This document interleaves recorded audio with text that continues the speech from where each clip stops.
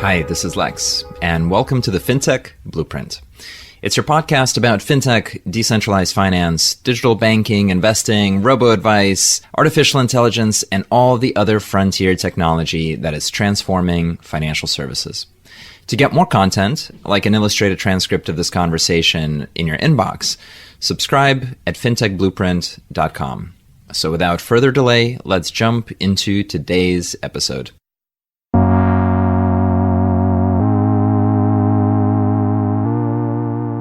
Hi, everybody. Welcome to today's conversation. I'm absolutely thrilled to have with us Mike Sha, who is the CEO and co-founder at Tandems, one of the earliest and most important wealth technology companies. We're going to have a fascinating conversation about the history of investment technology, and I'm really excited to have Mike on the podcast. Welcome. Great to be here, Lex. Looking forward to it. Oh, man, I'm really excited for this conversation. And, I want to start at the beginning, which is, for me at least, having come from the old Robo-Advisor days of New York City, 2006, 7, 8, 9, 10, the original project that you started, which was WickInvest. Can you tell us what that was about? And then what was the world like when you were just starting out? It's a whole nother world. So I think you got to put yourself in 2006. And what's going on in 2006? This is pre-iPhone. Wikipedia had basically just started to get real traction. People were still asking oh, can you really trust Wikipedia? It's edited by random people on the internet. I think for us, when we started the company, we basically started around the idea that people need help with their investments. Without going on too long of a tangent here, if you look at investing in the US on the historical arc, basically modern investing where retail investors are engaged in the stock market is really just about 40 years old. So about 40 years ago, 40 plus now, the world was no internet and everybody was not saving for their own retirement because people didn't really even have 401ks at the time. They primarily saved for retirement by either hoping that Social Security would cover them or they would have pension plans, by working for a company for a really, really, really long time. And about 40-ish years ago, the modern 401k became kind of legislated into place. And as a result of that, over the last 40 years, most of this country has turned to basically save for your own retirement. Hopefully Social Security will be there for some of us in some limited form, but for the vast majority of folks who do not have pension plans, they're told to save for their own retirement. A lot of people think that it's always been that way, but it's actually somewhat recent over the last few decades. This is not like a 100-year history. The other part of this problem is that people don't really know how to do that. And so what we set out with WickInvest was to build kind of a free portal where people could kind of share stock analysis, stock research, kind of Wikipedia style, but specifically focused on investment analysis. That was a long time ago. Obviously, a lot of things changed since then. And, if you're curious, I can tell you the winding story of how we kind of twisted and turned over the years. But I think that initial hope to build a resource that would help people make better investment decisions has actually continued through all of our iterations and product evolutions. But it was a fun, humble start to the world of investment advice. Yeah, so I absolutely do want to tease out the story and all of its turns. But I also can't help myself because it's 15 to 20 years later in fintech, and there are so many ideas that our generation had about what to do that have come to fruition in some really weird ways. So for example, the idea that a community would create the intelligence or the research about investment selection and then crowdsource data to help other people do it, and then maybe transform that into investment advice that people would then action. In 2025, you've got things like Dune Analytics where people pull out analytics out of blockchains for everybody to see, or you've got, DAOs where communities come together to analyze things and then create information and then make collective investment decisions. And now they've got like all of these super science fiction vehicles in order to do the actual implementation and effectuate it. And I feel like some of these themes that we identified early on, they are here. Like people are doing it in just completely different ways. Yeah, no, totally. It's interesting. Back in the day, Yahoo Finance used to be like the big finance portal. And I kind of grew up really interested in investing, which is probably how I ended up starting a company in the investing space. But one thing that I did not realize until starting the company was that actually for 90% of people, investing is a chore, not a hobby. And the types of solutions you build for people who enjoy investing versus people who kind of hate investing are actually quite different. And, I think that realization actually did help shape, how the company evolved over the years, is to try to, instead of serve the hobbyists, serve the masses who, need and rely on investments to help fund their retirements and their homes and their college education funds and all those different things that people have as their financial hopes and dreams. And that's not to discount the whole world of people who enjoy investing and it's their hobby and they could kind of geek out on it, just like some people geek out on sports or music or whatever it is. But the world, I think, really does bifurcate to like people where investing is kind of a means to an end versus where investing is like something they really enjoy doing. The sort of week invest idea, in the early days, you had partnered up with Parker Conrad, who's been a very successful entrepreneur in his own right, building a few very large companies. What kind of brought you together? And then how did you transition from this information data company to the first, or I guess the second iteration of Tandems, which was SigFig? So Parker and I have known each other since we were probably, 17 years old? The freshman dorm of the college we went to, it was fate that they put us together. We were kind of roommates throughout most of college and, had always joked about starting a startup together. We went to college in the kind of 1998 to 2002-ish timeframe. And that, as you may recall, was kind of the first dot-com boom. And so people were starting companies out of their dorm rooms. They were day trading. I mean, it was wild times, internet 1.0. After school, we both went off and had real jobs for a while. I went off to Amazon. He, I think, went off to Amgen and then kind of reunited back in 2006 to kind of start things off. And then, the Wick Invest evolution to Tandems actually was like a multi-step hop. So where we started with Wick Invest, this kind of investment research portal, we evolved to actually this kind of portfolio tracking tool. And it's kind of an interesting twist on how that happened. When we first started Wick Invest, the business model was unclear. So at the time, we're like, well, wikis are very capital efficient. We don't need to raise a ton of capital to kind of get this off the ground. And so we don't necessarily need to have immediate plans for kind of monetization. But what basically happened is, the first product we built was very SEO friendly. So we started getting a ton of free traffic from Google and all the search engines. We didn't really pay anything for audience. But, for a site that kind of gets its traffic from Google, it was very, what I would call like drive-by traffic. People type a search term into Google. We happen to pop up really high. People click on the link, they check out our article, and then they go right back to Google and, look at results 2, 3, 4, and 5. And what we wanted to do was try to build a stickier product. Can I interrupt you with a reminiscence? I think you guys were absolutely spectacular at building traffic at the time. I think it was really hard. And the one story that stands out at me, because I think probably for both you and me, at like mint.com was a big inspiration. I remember Mint.com had a heavy SEO strategy at the time to get to sort of consumer investors, or like the sort of very mass market person who's like, how do I budget? Like, what do I do with my money? And they had this industrial farm. They were the first, I think, to really do it well. This industrial farm of content for people who are searching for personal finance stuff.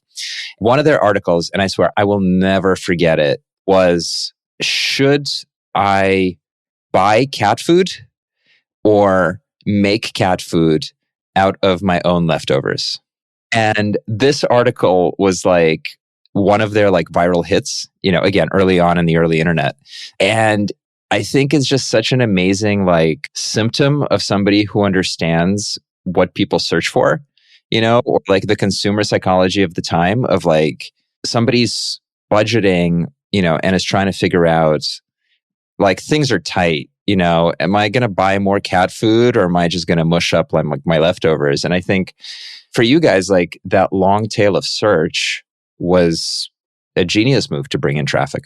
Yeah, wikis are extremely search engine friendly. They have a lot of text, a lot of keywords. And at the time, there was like not a lot of competition for, websites with investment research, beyond just like obviously the big journalism sites. And so it was very quick that we started getting, meaningful traffic from Google.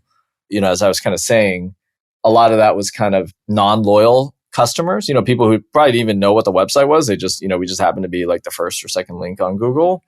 And so the first twist in the product was, okay, now we get all this drive-by traffic. How do we turn it into sticky traffic?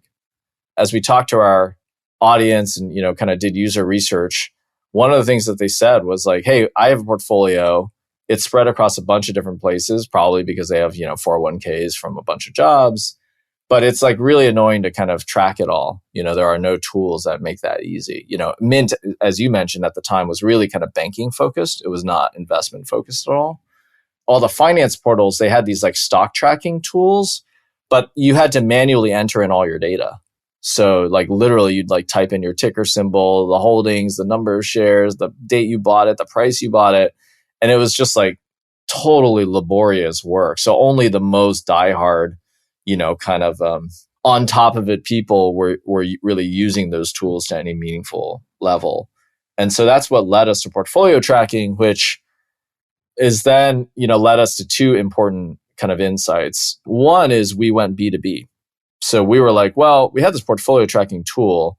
We get some nice audience from Google, but, we don't have like 20 million people a month, using this tool. And so we started actually reaching out to all the finance portals, offering to replace their portfolio tracking tools with ours. And that actually worked out great. We signed up Yahoo, the biggest portal, CNN, AOL, NPR, a ton of different sites, USA Today. Actually, over a pretty short period of time, we started tracking, I think it was like $400 or $500 billion of assets. That to us sounded like a huge number. But what was actually more interesting than the amount of assets on the platform was we were able to kind of actually see like what do people invest in, because like we're tracking their portfolios. So we had all this aggregate data about what stocks people buy and how concentrated their portfolios are and how often they trade and the fees that they pay and all this stuff. And we basically, when we looked at that data, we came to one really, really clear conclusion, which is most people are really not good at managing their own portfolios. And that ultimately is what caused us to become an investment advisor, right? The whole early days of robo-advice and using software to manage portfolios and democratizing access to good investment advice and making it affordable and accessible. Like that whole thing was kind of proven out by the data that we had, which is left on your own. The average retail investor is really not doing a good job managing their portfolio. And so going back to what I was saying earlier about investing being a hobby versus investing being a chore, we're like, well, for a lot of people, investing is a chore. How do we make it less of a chore for them? That led us to building, what we used to call SigFig.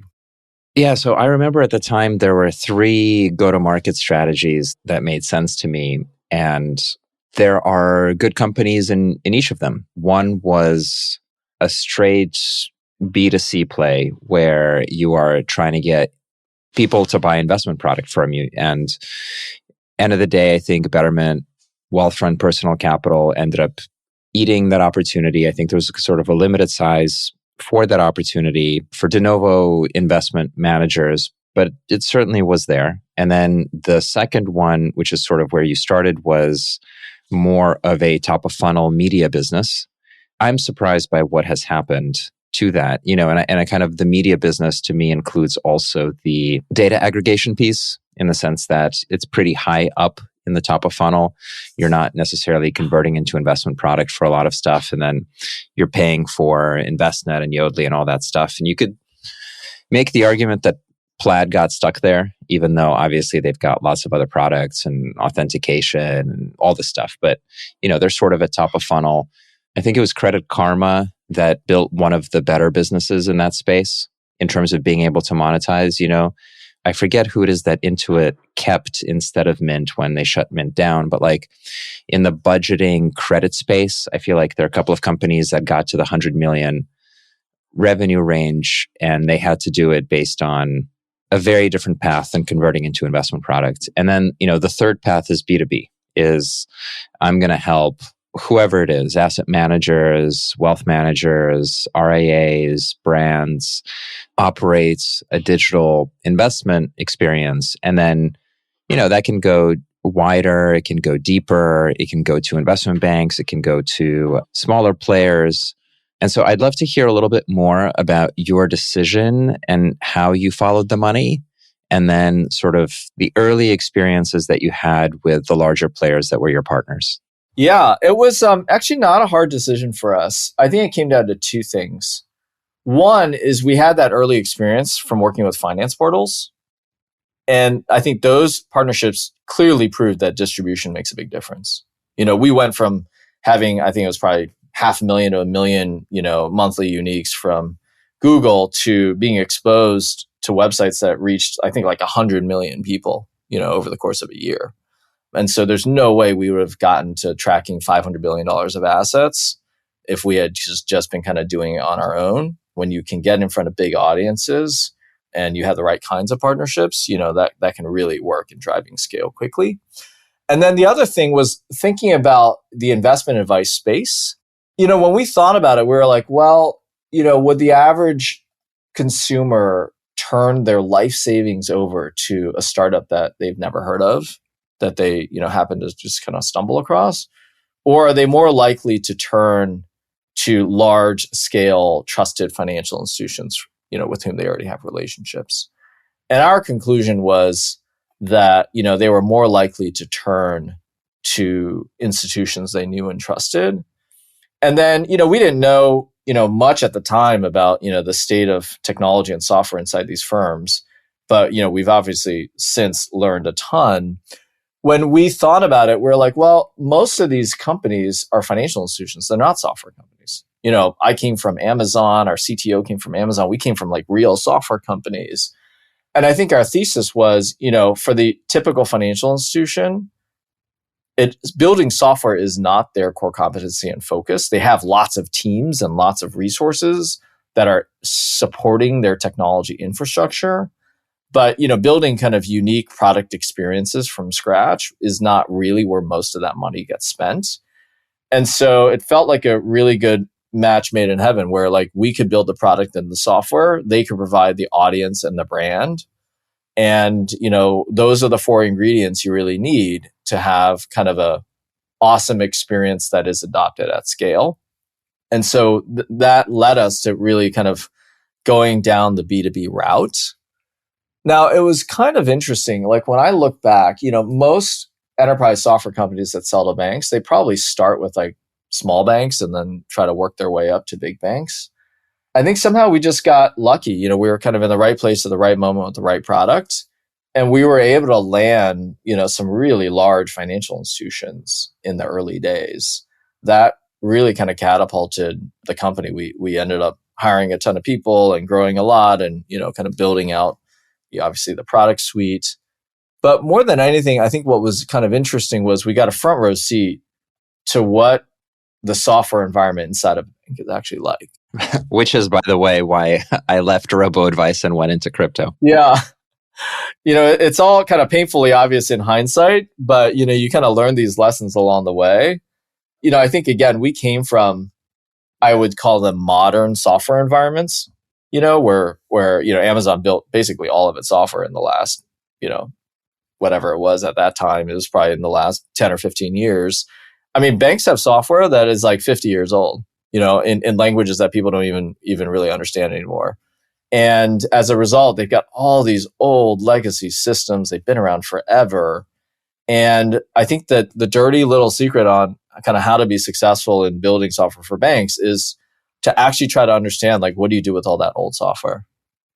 How do you play well with it? How do you integrate your software with that existing software? Because most of the time, that software is not going anywhere, And so, I think that's a lot of the lessons we learned is, how to integrate our product well with the existing tech stack of, the bank that we're working with, and not have that turn into like a professional services business where, we're just doing a ton of custom software development. Like, we still believed in the enterprise software business model and the whole SaaS mindset. And so, navigating that is tricky, but doable. And, over the years, we kind of figured out our little kind of formula for how to do that well. Let's meditate on that a little bit. And I'll just ask you, like, what's the secret, right? And I think you guys were involved with UBS, among others. I think that is public information as far as I know. If you imagine as a fintech startup in the early 2010s working with UBS, the power dynamic is way different. We're not in a place where, like, you say the word Stripe and everyone is afraid. You didn't have like Coinbase, which has stolen the attention of an entire generation from the private banks. So the way that a company like UBS shows up is with 20 people, lots of committees, a whole bunch of things that you have to do. Like, you can deploy your software, but it has to be on our machines, and you got to give us, 20 people that we can call on as part of the project team. And by the way, we own all the IP that you develop for us internally. What do you do as an entrepreneur when you're faced with that? Like, how do you even navigate that? It's amusing to look back on, some of those early meetings we had with the big banks. I mean, the company was probably like 25 people at the time. And we would show up with like, 2 or 3 people, and they would show up with like 80 people. Like, I kid you not. And so it was kind of interesting early days. I think you have to really appreciate and respect the way banks work and all the different functions and all the control functions, security and regulatory and risk and compliance. And thankfully, I credit our investors and board. Many of our investors and board had deep experiences from the financial services industry. And so they gave us good counsel on like how to actually be successful in working with banks. You learn a lot by, doing your first few deals. And, I think they were really great to work with. Really, all of our partners were great to work with. Sometimes they're slow. Sometimes they take a long time to do things, but it's all in the interest of doing the right thing and doing it the right way. And so, you just have to be ready for that. Yeah, like when I think back about those early partnerships, I think it was fortunate that we really did understand like what was important to a bank and how to be successful in working with them.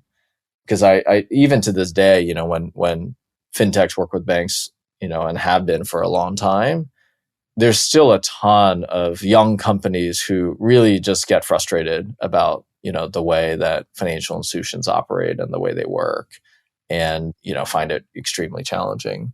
I think we're seeing a second wind of that with the whole kind of AI wave. There's obviously a ton of small, young companies sprouting up wanting to work with banks. But, one thing I hear a ton from, the partners that we work with is that not only are those companies kind of young and a little bit like starry-eyed and don't quite really understand the way banks work, but they actually even don't really deeply understand the problems that are faced by the industry. And so, my hope is that, some of those startups can get the crash course that we did, because there's a ton of help needed across the industry. And, we're obviously big believers that AI is going to play a big role in the next decade here. Yeah. Oh, it's so much easier these days. So much easier than when we did it. between embedded finance and stablecoins and all that. I'm curious as to you building an organization in that growth moment, and I want to transition also to what the current version of Tandem looks like. But I want to do that through the lens of people. Like, you get to 25 people, you are inserted into a couple of banks where you're starting to have some more predictable revenue, and you have a path to being kind of relevant in the market, even though that I think UBS was doing some silly things like launching competitive products in different jurisdictions. So I'm sure that was very stressful. Like, who do you hire? How does that change your culture as you're getting from 25 to like 100 people? When you look back, like, where do you find yourself? Once these new people are in the company, where do you find yourself? You look around and you say, okay, I've changed things around me. How do you reflect on that? Yeah, it's a great question. I think there were kind of two themes that we followed. Can't say that these are the right themes, but I think this did help inform like the way we grew the company. I think the first is, at the core, we've always been a product and software company. So, some SaaS companies are driven by marketing and sales and, other functions. But I think at the core, we've always felt like, the product we build is the company. And so a huge proportion of our company has always been people building stuff, whether that's design or product managers or QA or engineering, of course. And so that focus for us actually led us down kind of an unexpected path, which was to actually open up a lot of satellite offices.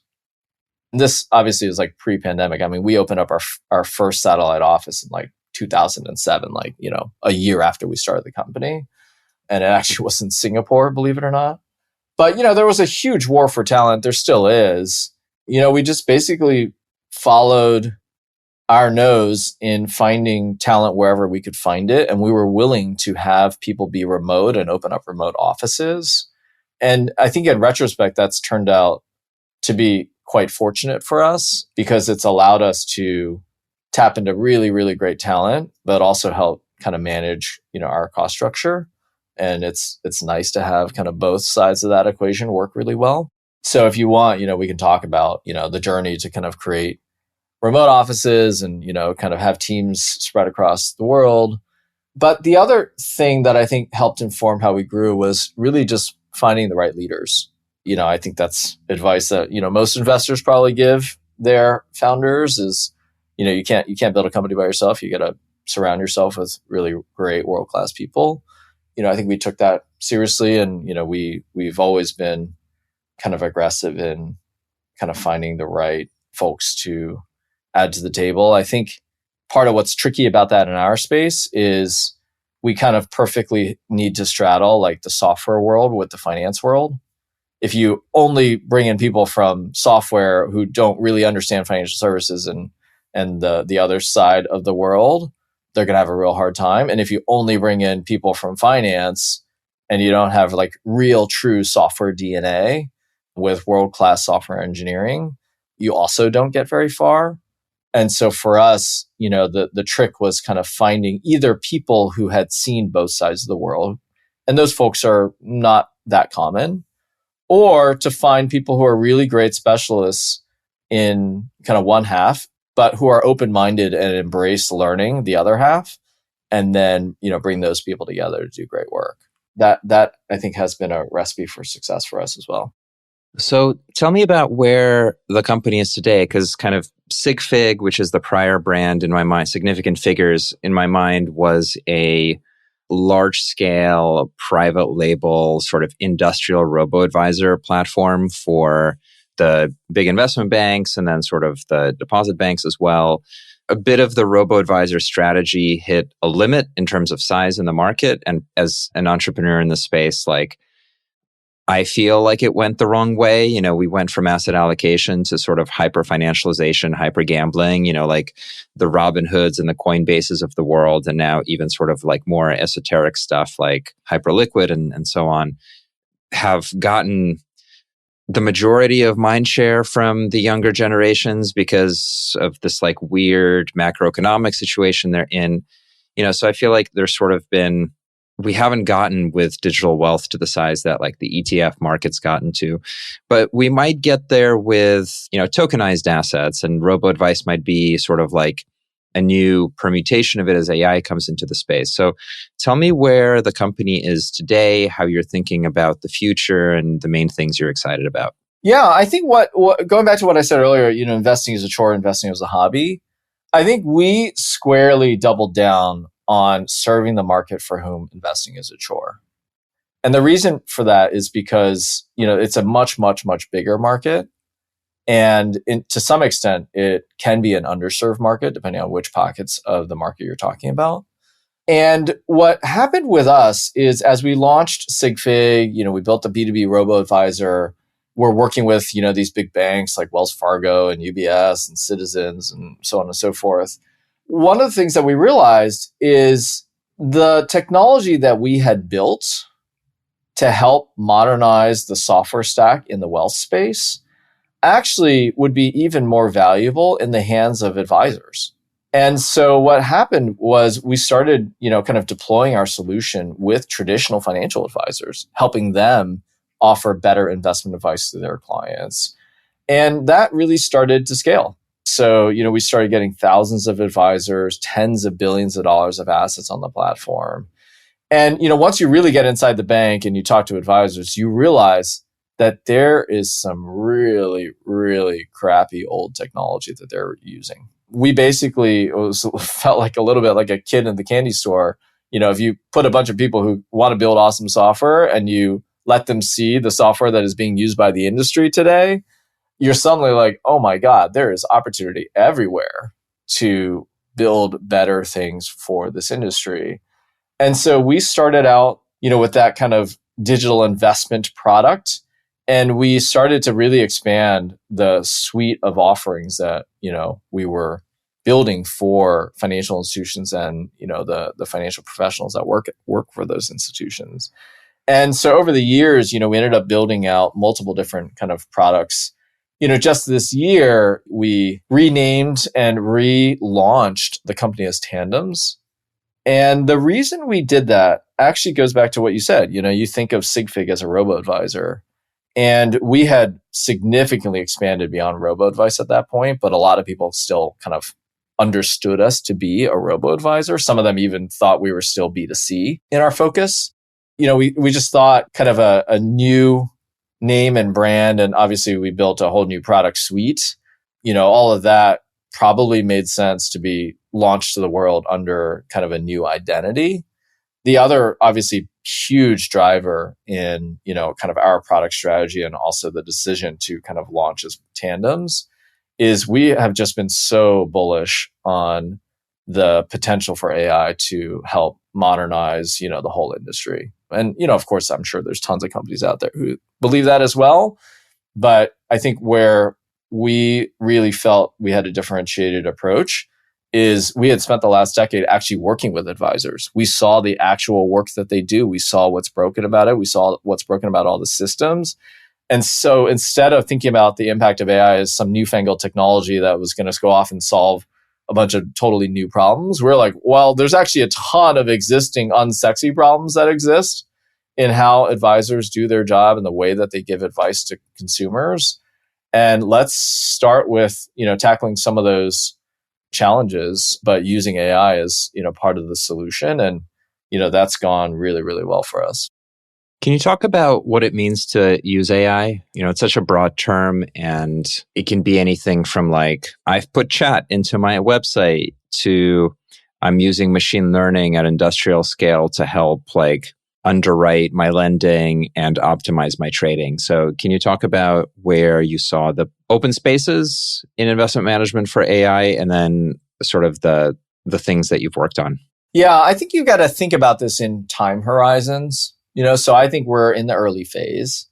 And our hypothesis on what happens in the early phase is that the first place that AI will make a big difference is taking a huge amount of the manual labor out of how advisors spend their time and really using AI to help them automate a lot of that work. So if you actually observe advisors and what they do all day and how they spend their time. By our count, something north of 90% of their day is spent doing kind of repetitive administrative tasks, scheduling meetings, preparing for meetings, conducting meetings, emailing clients, responding to clients, doing paperwork, doing compliance reviews, doing annual client meetings. Like these are all very, very repetitive tasks.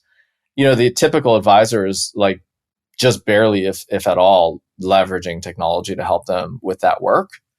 And so imagine, just like AI is doing in a lot of other walks of life, imagine you had software that could help you do a lot of that work that you really don't actually enjoy doing. Like if you talk to advisors, they love spending time with clients. They love helping clients. They do not love doing paperwork. They do not love filling out, compliance notes.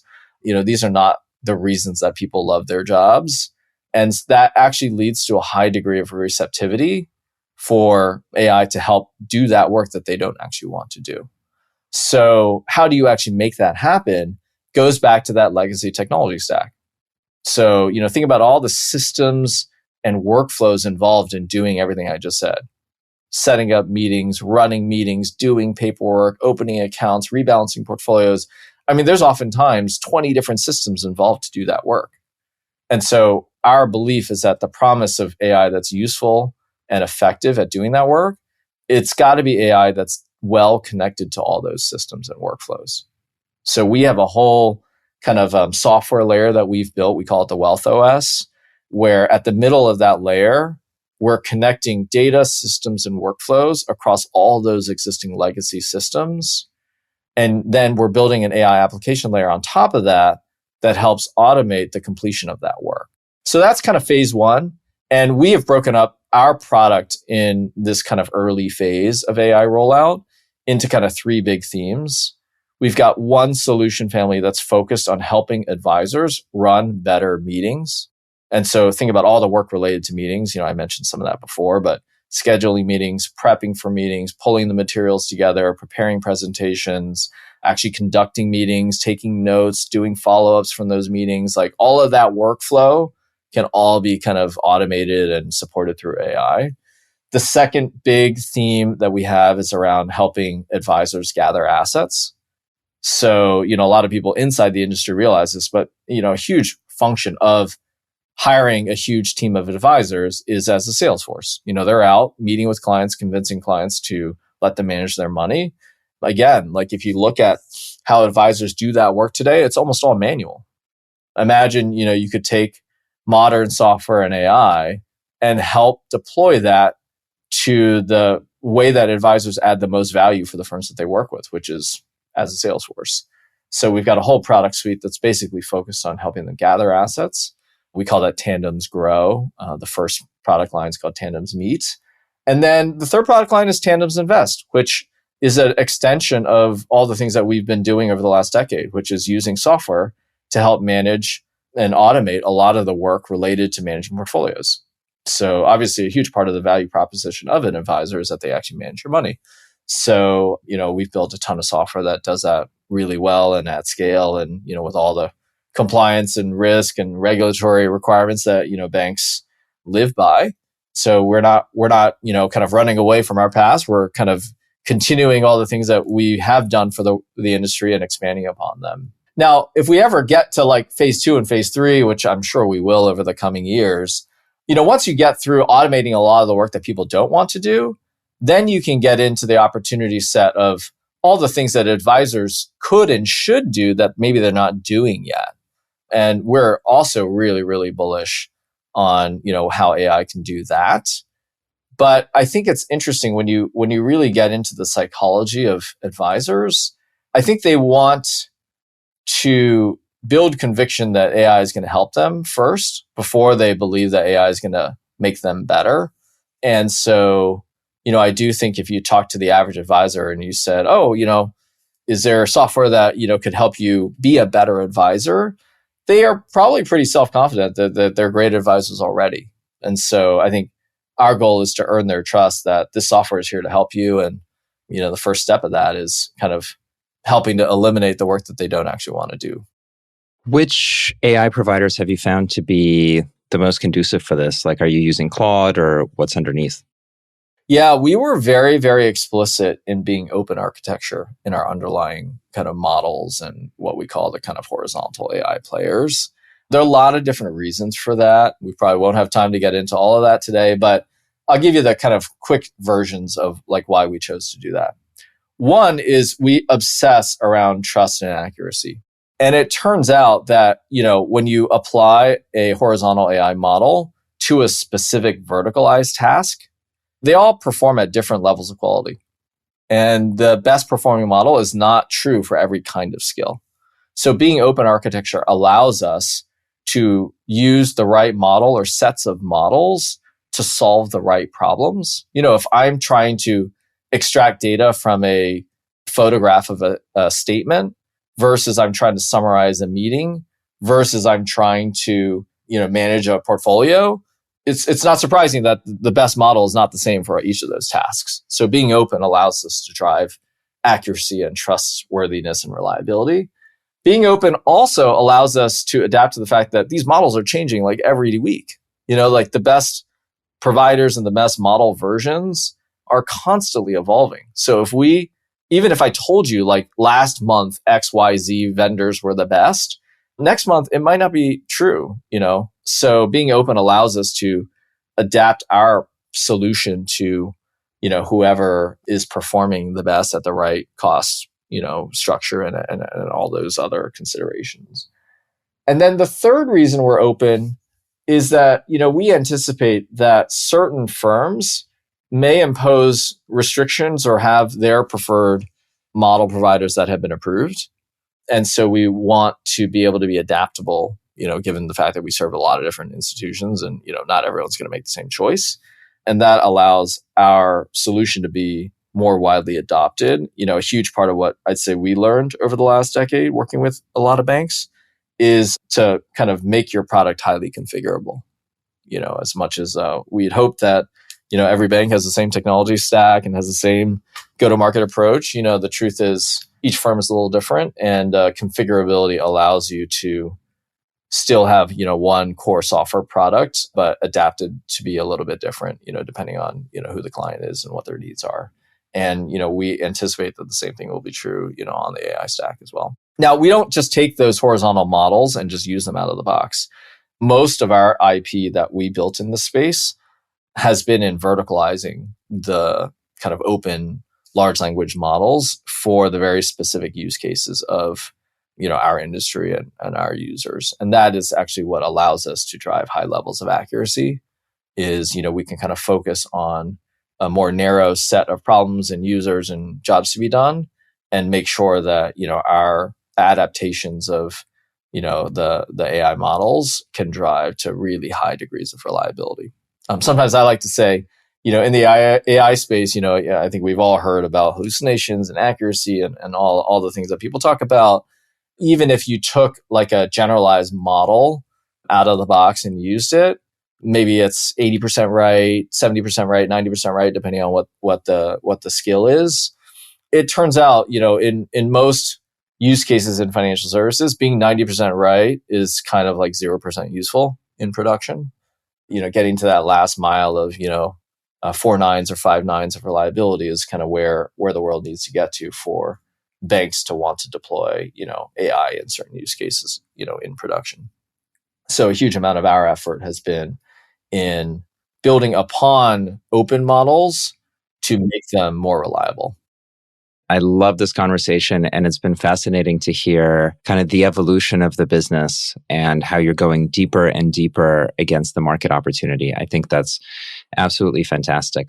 If our audience wants to learn more about you and about the company, where should they go? Check out our site, Tandems with an S, TANDEMS.ai. Awesome. Mike, thank you so much for joining me today. Yeah, great talking to you, Lex. You clearly have been around for a long time and remember a lot of the last 20 years of fintech. And it was fun to kind of think about the longer arc of where the industry's been and really where it's headed. My pleasure. Hi, everyone. That's it for this week's episode of the FinTech Blueprint. For more technical deep dives into all things fintech and decentralized finance, check out fintechblueprint.com and grab a free subscription to the newsletter. This is Lex, and I'll see you next time.